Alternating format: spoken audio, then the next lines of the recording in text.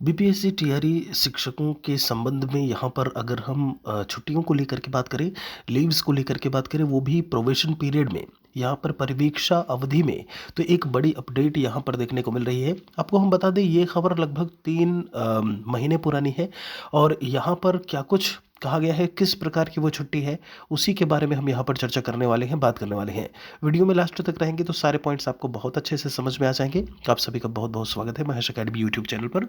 यहाँ पर देखेंगे तो ये आपका पत्रांक संख्या माध्यमिक शिक्षा निदेशालय से प्राप्त प्रेषक और सेवा में सभी जिला शिक्षा पदाधिकारी बिहार 24/10/2024 की नोटिस है, लगभग 3 महीने पुरानी, और इसमें है विषय में उच्चतर योग्यता प्राप्त करने हेतु टीआरई 1 टीआरई 2 के शिक्षकों से प्राप्त अध्ययन अवकाश के आवेदन का निष्पादन करने और प्रार्थित अवधि का असाधारण अवकाश स्वीकृत करने के संबंध में आवश्यक मार्गदर्शन करने देने के संबंध में। अब देखिए ये है क्या, जो भी यहाँ पर टेक्निकल टर्म्स लिखे हैं उनको हम आपको समझा देते हैं। देखिए, उच्चतर योग्यता प्राप्त करने के लिए, जैसे आपको पता होगा कि जब हम बिहार की बात करते हैं तो इंटरमीडिएट के बाद ही यहाँ पर डीएलएड होता है और उसके बाद जो है कई सारे हैं जो जॉब कर रहे हैं स्टूडेंट्स यहाँ के। और अगर हम बात करें अदर स्टेट जैसे यूपी को लेकर के बात करें तो ग्रेजुएशन आप करते हो, फिर डीएलएड होता है और उसके बाद आप यहाँ पर नौकरी कर रहे हो। यहाँ पर क्या होता है, अब ग्रेजुएशन के बाद मान लीजिए आपको एमए करना है, ठीक है, डिस्टेंस से आपको एमए करना है। कोई है यहाँ पे जो इंटर किया हुआ है, उसको क्या करना है, बीए वगैरह करना है या ग्रेजुएशन करना है डिस्टेंस से, क्योंकि आप डिस्टेंस से ही कर पाओगे नौकरी में रहते हुए। दूसरा एक है कि आप अगर योग्यता विस्तार कर रहे हैं तो एक होता है कि अध्ययन अवकाश लेना अलग तरीके से, तो 2 साल का अध्ययन अवकाश होता है, वो भी लेकर के आप काम कर सकते हो।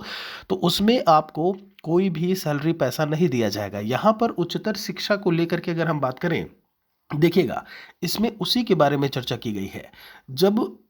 मामला कैसे आया, टीआरई 1 टीआरई 2 के कुछ ऐसे अभ्यर्थी थे जिन्होंने उच्चतर योग्यता मतलब वो और आगे पढ़ना चाहते थे, तो उन्होंने क्या किया कि स्टडी लीव के लिए आवेदन किया कि हमें स्टडी लीव जो है वो दिया जाए। अब ध्यान दीजिएगा, स्टडी लीव में क्या है कि कुछ पैसे संभवतः जो है ऐसे में मिले, या अभी क्या है पहले मिलते थे अभी नहीं मिलते हैं, ये इन सारी चीज़ों को दरकिनार करते हुए आप पत्र देखिएगा, इसमें उन्होंने कहा कि ये स्टडी लीव हम अभी अब नहीं दे सकते, इसे हम एक असाधारण अवकाश में जो है वो कन्वर्ट कर देंगे और उसके बाद जो है आगे अगर इस अवधि को लेकर के बात की जाए प्रोबेशन अवधि की, तो इसमें आपको पैसा भी नहीं मिलेगा। देखिएगा,